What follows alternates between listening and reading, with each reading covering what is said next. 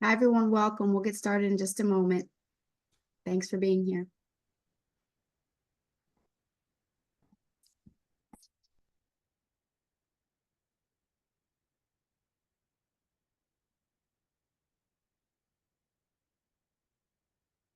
All right, we're going to get started. We're going to have some folks that'll be popping into the Zoom room shortly.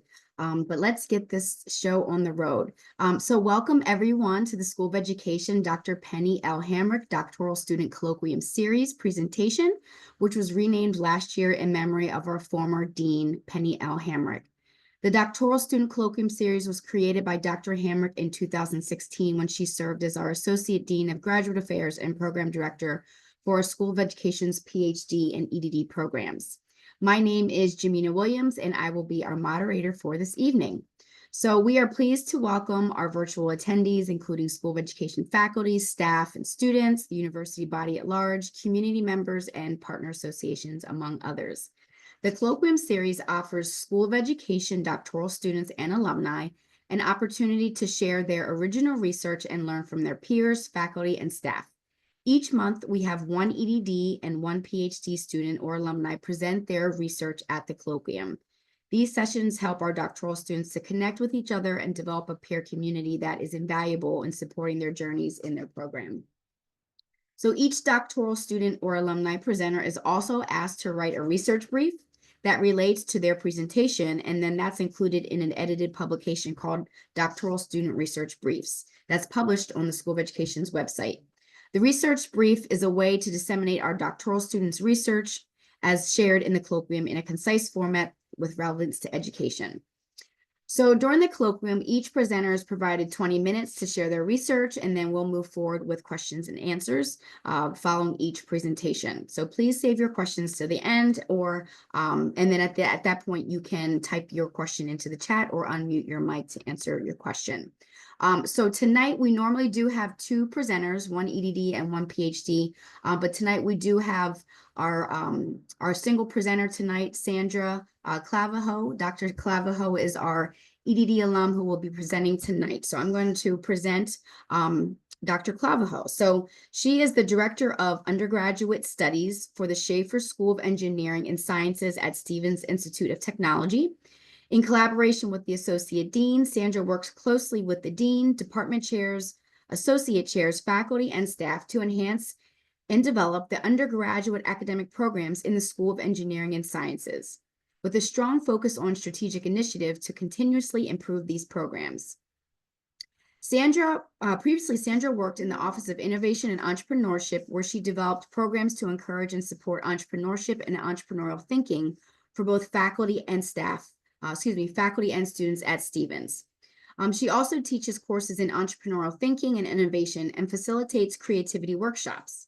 Before joining Stevens, Sandra worked as a consulting engineer with Stantec and T&M Associates, specializing in urban land development and municipal engineering. She holds a professional engineering license in New Jersey. Sandra also earned her BS in Civil and Environmental Engineering and an AB in Art History from Lafayette College. She also holds a Master's of Engineering degree in Engineering Management from Stevens Institute of Technology and a doctorate in Education from Drexel University School of Education, where her research focused on the sense of belonging among female mechanical engineering students. So welcome again, and thank you so much for presenting. We look forward to your presentation. Take it away. Excellent. So I just offended this past May, so I'm very recent, but I'm really delighted to be here and kind of share a little bit about this work and how it's been helping guide some of my professional work right now as well. This was like a very long agenda, but we'll skip over some stuff. We don't need to go through all the things. I'd love to save a lot of time for questions.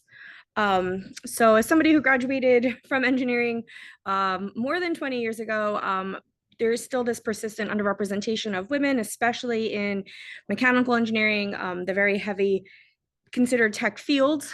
While there is, a big understanding of this problem, there's a lot of research gaps to really understand the unique barriers and like systematic and cultural that are hindering these women from joining into these programs. It was like that 21 years ago, and it's still like that now, and that's kind of where this research starts. And looking at the institute that I am at, which is like national institutes with only about 14% women in mechanical engineering. The purpose of my research was to explore a sense of belonging for these female students within mechanical engineering, and to identify some factors that can help us understand what influences their sense of belonging, really, so we can create initiatives and different types of programs to help keep more women in and attract more women to mechanical engineering, and to enhance gender diversity within the discipline and also in the workforce. So some of the conceptual frameworks that were involved in this study, it was really looking at integration and involvement, looking at sense of belonging, supportive environments, as well as self-efficacy, and motivation, and really figuring out how that equals academic achievement and persistence for these young ladies. These are some of the definitions, maybe some real techie terms like SWE. If I say SWE, it's the Society of Women Engineers. It's a professional organization that helps empower women in the field. I think the rest are pretty self-explanatory. And then Title IX is a law that kind of guides some of the US educational amendments from sex-based discrimination. So that kind of comes up too. If you don't work in Title IX or don't work at a higher ed university, it may not come up on a day-to-day basis what that really kind of means.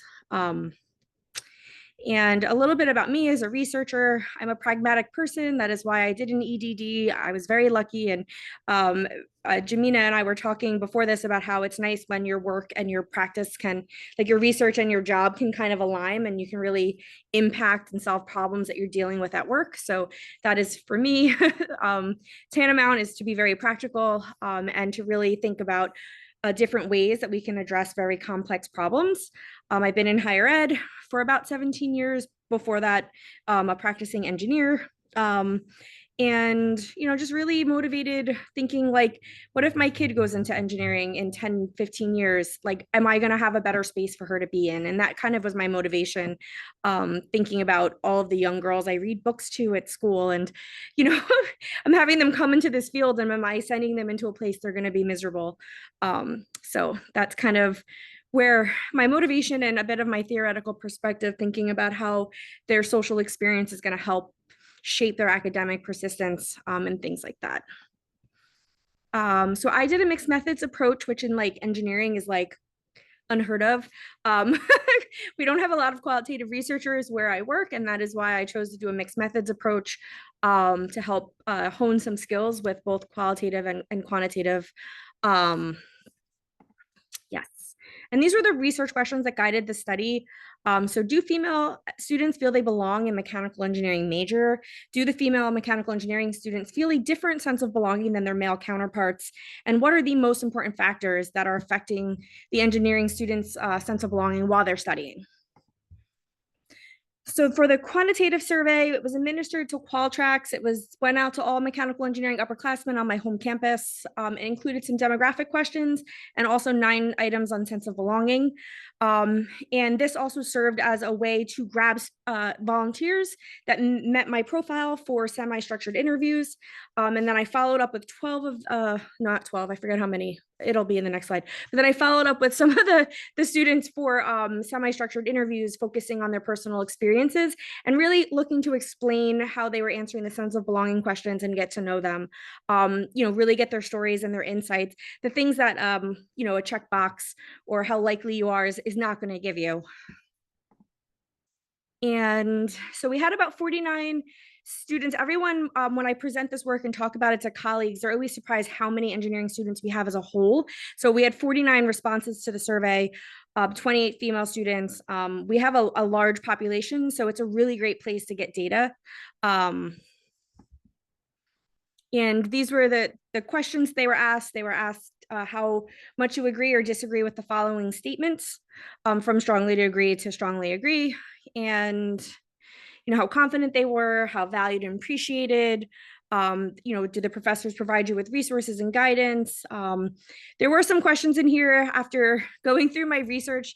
I've used this survey with transfer students recently, and I took out some of the dual-barreled questions in here. There was something about a couple of the questions we felt like we needed to split out a little bit more after we looked at our data. So always good to get as many eyes as you can on your quantitative surveys, so you can catch those things. But knowing that what you've learned, you can redo it again. But so just thought I'd share that a little bit. Yeah, here, this one, number 6. I feel respected and supported by my peers and instructors. If I were to do my research again, I would have split those up. There's a very big difference between peers and instructors when I started talking to the female students, but I had already run the survey at that point. So yeah, it was 12. We did have 12 survey respondents that ended up wanting to participate in the research, but as you all know, they all don't follow through. So we had 8 interviews that were all conducted. This is a little bit about their profiles. You can look at their extremely high GPAs and their sorority membership, which was information I could pull out of our system to kind of supplement the profile of these students. Very, very successful students. And then these were the semi-structured interview questions, which helped get the ball rolling with additional, probing and kind of understanding of what to ask as we were getting started in the interviews. But they're very similar to the Likert survey, but with, asking them about their specific experiences and, some of their feelings and thoughts on their studying.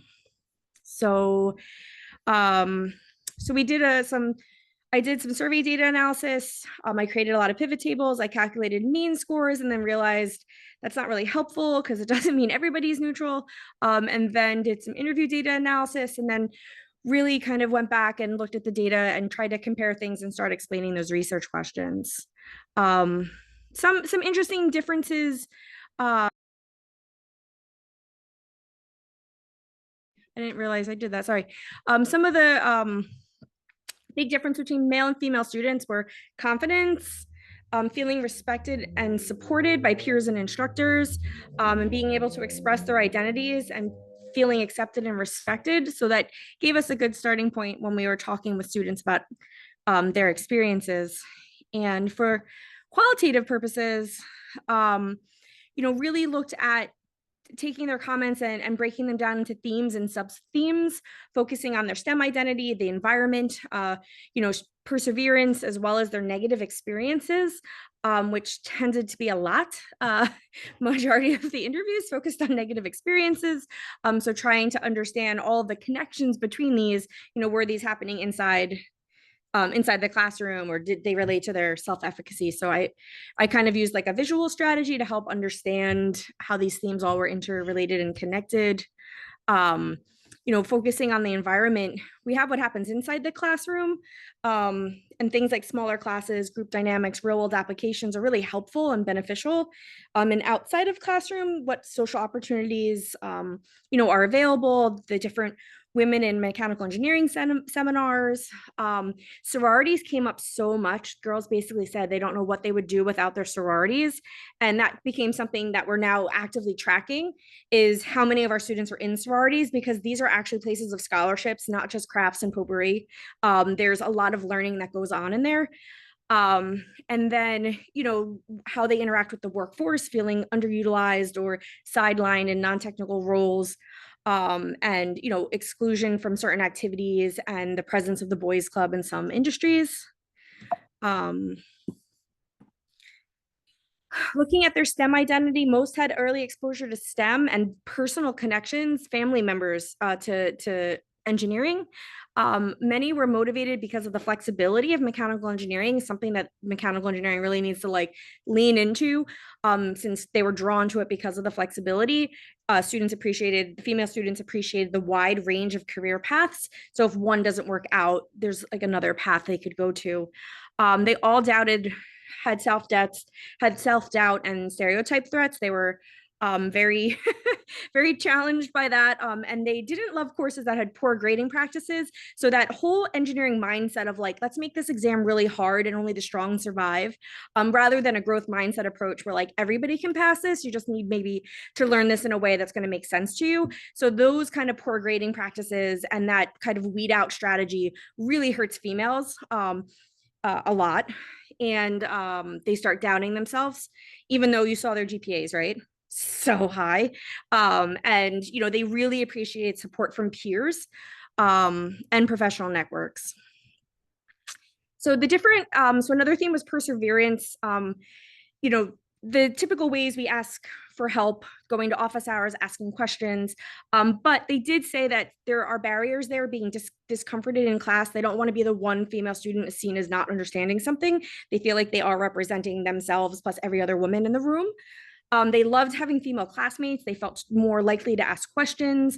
They said just even sitting next to a woman they didn't know was comforting, which I thought was really, really interesting. I just figured all the women knew each other on campus because there are so few, but that's not true. They said, because there's difficult finding some female classmates, they often have to work with their male peers in class, and that's not always positive. They love all female teams. It's transformative for them. Some of them called it trauma bonding, but when they're with an all female team, it's like the best case scenario. They all highlighted their friendships. They all said it was difficult to make those connections and those friendships, especially due to the low number of female students.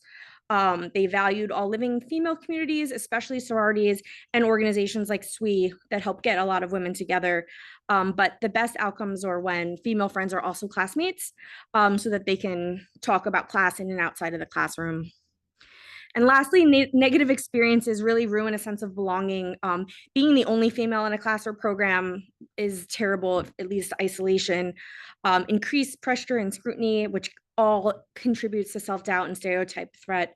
They prefer working with other women to avoid stereotypical roles, so that they can lean into the technical and to make sure their contributions are valued. Female students, they frequently end up assuming more responsibilities to ensure project success, because for a female student, if they get an 80, they have self-doubt. You saw how high those GPAs are. They're willing to pick up the slack of their male colleagues, which is also stressful and just kind of repeats the cycle here. And they feel like they have inadequate support from professors when they face challenges in group settings. Their professors just kind of look at them like, I don't know, like work it out with your team. And they're not really given a lot of support there. They noted harassment, primarily from peers and TAs, not necessarily from faculty and staff. So our HR department can tick off mandatory Title IX trainings it's not from faculty and staff, but it's from their peers and TAs who mostly go unchecked. These unreported incidents could be due from lack of reporting procedures, lack of confidence of effective solutions, and varying perceptions of what qualifies as Title IX harassment versus normalized behavior. Some of the students didn't think like a crappy comment was worth going to Title IX and all of the hassle, yet they felt it was inappropriate and make them less likely to want to stay in a field where they're going to have to face those types of comments on a regular basis.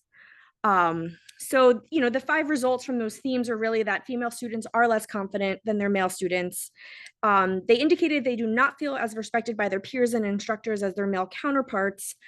Group projects affect female mechanical engineering students in both extremely positive and negative ways.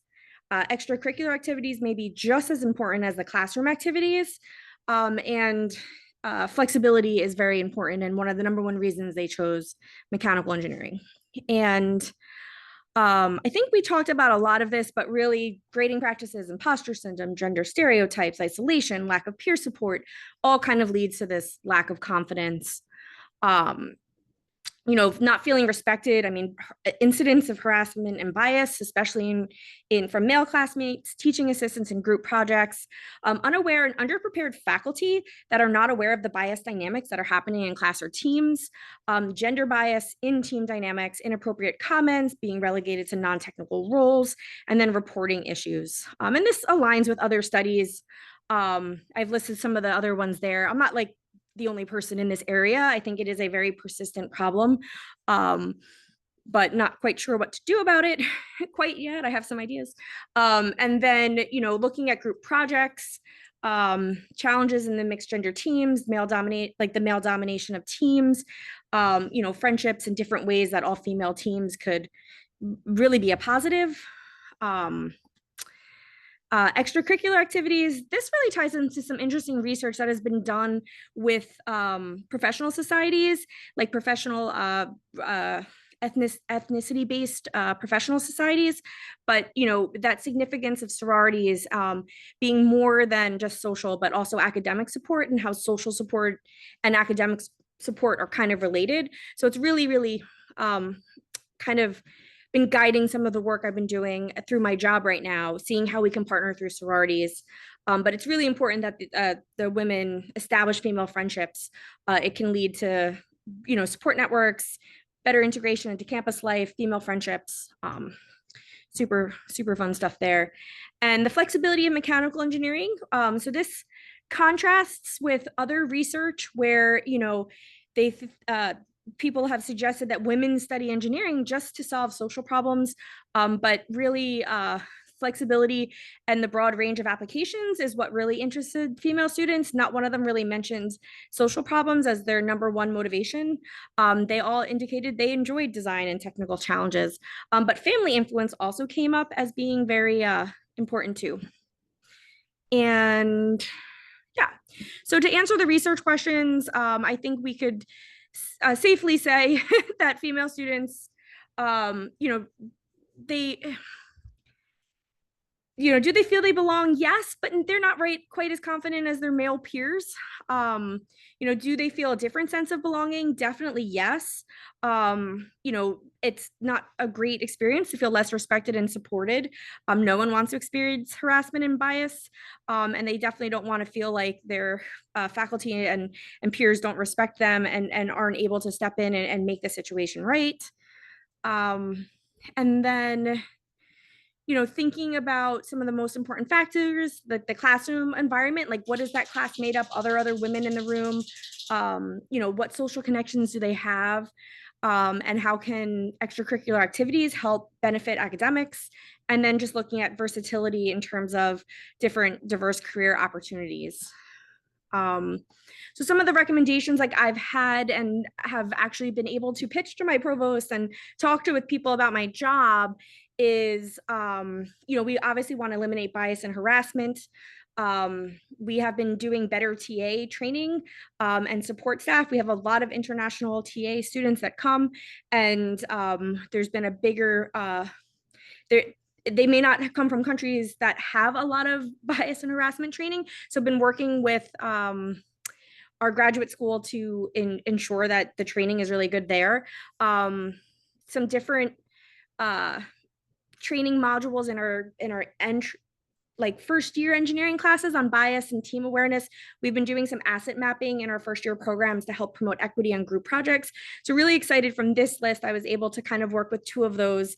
The third bullet here requires a lot of money and support and changing of structures at my job, but we are able to now evaluate TAs and make sure that people felt welcome and comfortable in the lab environment. So we're getting a little bit better, and we added on our syllabi, like who the TA reports to and who to say, if you have a problem with the TA, who do you talk to? So that it's a really clear line of reporting.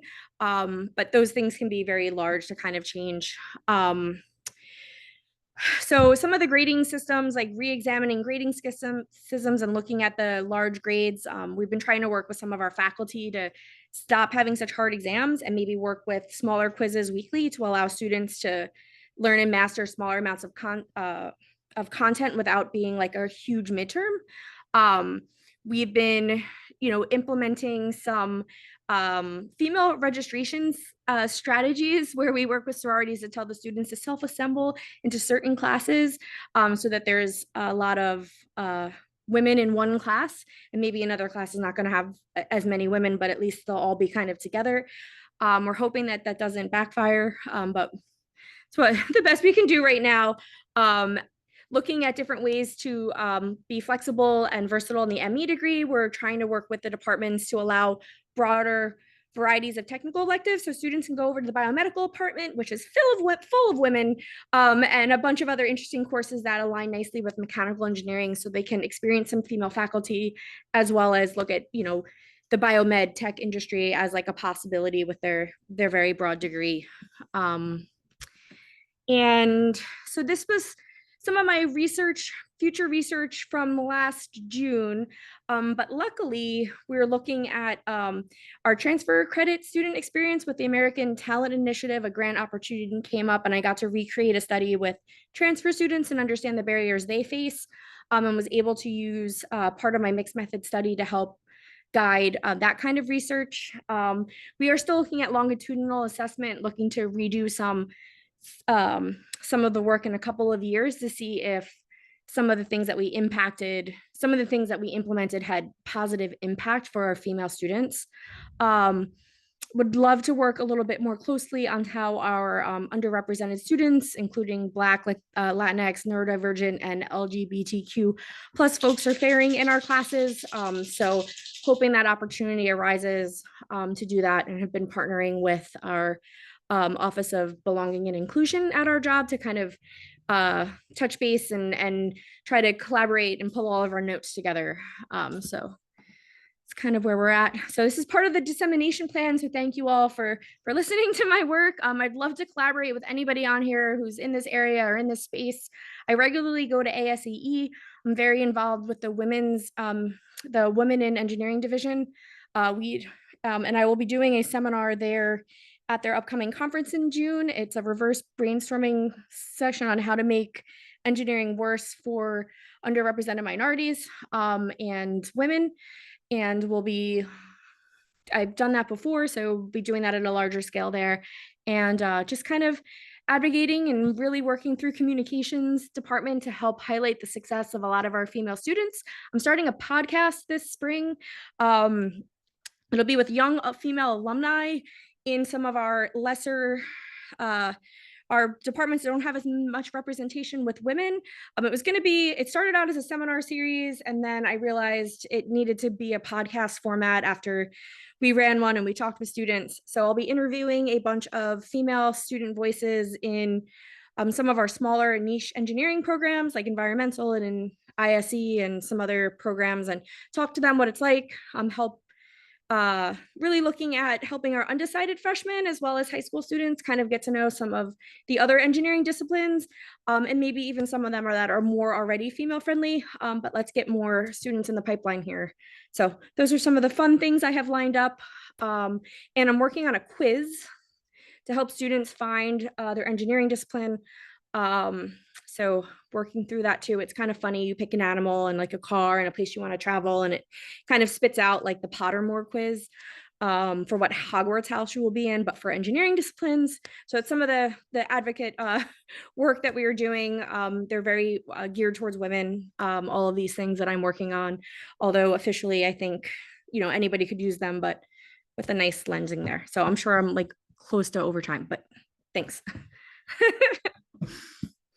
Thank you so much, Sandra. That was fantastic. That was fantastic. I really enjoyed your presentation. Just the way you outlined it, it was like very clear and concise, and you went through every single step that it takes to conduct a research project and a dissertation. And it was just very easy to understand. It was very interesting. So thank you so much for presenting. Does anyone have any questions for Dr. Sandra? It was wonderful. I have a question. Okay. Hi. Hello, Kareem. So I just wanted to say I'm at a conference right now. So I'm sorry I was a little late. So I had to like run out of where I am to get to the quietest place. I just want to say something very quickly. One of the best students I've ever had.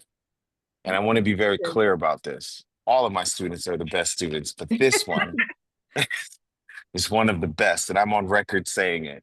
And particularly for me and my work, looking at underrepresented communities, I have never been more impressed at someone's commitment to not only engage in the conversation, but make sure that there's an intersectional framing in it. So she cares about all women and make sure to center all women, Black women, brown women, everyone who needs the voice. And I was so proud to be a part of the process. So, I mean, I'm beaming, or I hope it seems like I'm beaming. I know it's kind of dark in here, and I'm wearing shades for whatever reason, but I am so proud And I just wanted to publicly say that to you, and just thank you very much for having me along for that ride. So that's all I have to say. Thank you so much for making the time for me. I know you're always so busy. So it's lovely to see your face. See a friendly face. I was afraid you guys were gonna eat me alive. No. No, that was a great I presentation. know I get all like hot and when I talk because I get like excited about it. I'm very passionate. Comes very red in my face sometimes. No, we can tell. Any other questions for Sandra? You can unmute your microphone or you can enter them in the chat. I have a question for you while everyone is thinking.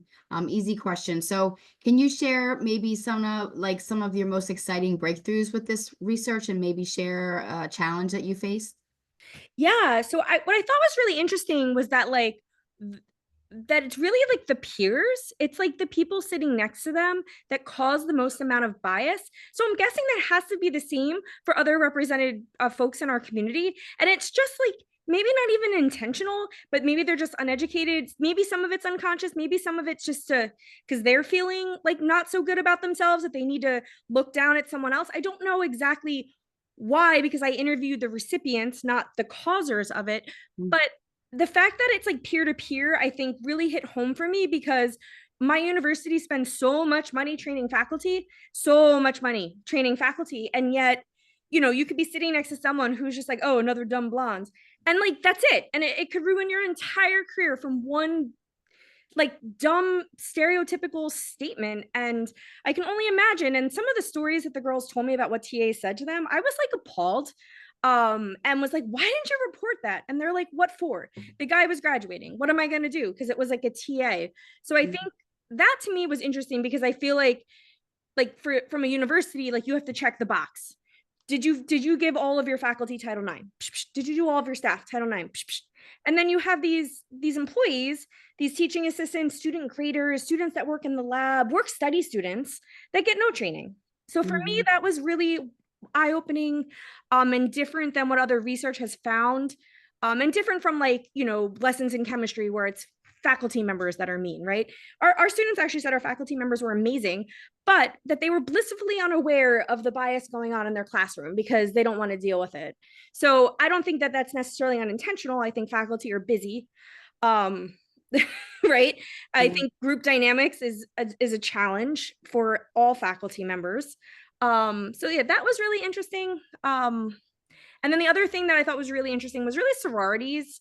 And then some of the other research I found because of sororities about like cultural fraternities and some other research that people have been doing, and that, these organizations are like the first line of defense for somebody who has a problem with school, with academics, and they don't really get like academic kind of support.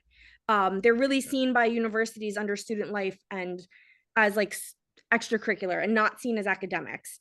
And universities like mine spend a lot of time and energy hosting seminars to get women together that are low attended, and yet sorority events are packed.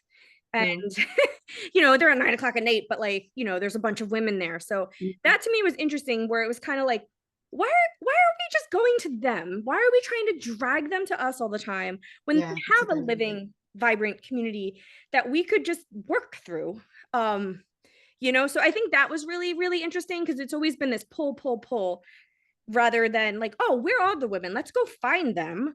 They're already self-assembled, eating the snacks they like, right? Let's just send someone there and show up and do a tutoring session, or we just did something with a sorority on graduate research and REUs and undergraduate research. So now we're having the sororities request academic information sessions rather than us hosting a session at an inconvenient time in an inconvenient location. So that was kind of interesting. I mean, those were big things for me. There was other stuff, but like what's been kind of informing workday, like work life things, has been like kind of those situations. So how can I make a classroom environment better? What can we do for group dynamics? What can we do? So I don't know if anybody knows CATME. It's a team making process, but we have it now make teams in the freshman year where there's no women isolated on teams. There's no underrepresented students isolated on teams. We have the program cluster, like Black students together and Latin students together and female students together, so that their first teaming experience can be one of camaraderie. And then we also do asset mapping in the first and second year classes. The first and second semester classes. So that's been kind of fun, controversial at my job, ruffling lots of feathers, but Sure. it's where I want to be and Yeah. I'm in the position to ruffle feathers. That's where the good work is done. Yeah, and we've been actually working through, I know Drexel, I know we've looked at it sometime, but sometimes matching that faculty advisor to the student, we've been, instead of it being by like letter and last name, we've been really thoughtful about pairing female students with female faculty, which is nothing new, but we've just been making an effort. People have done that in other places, but we've been trying to really make an effort at it.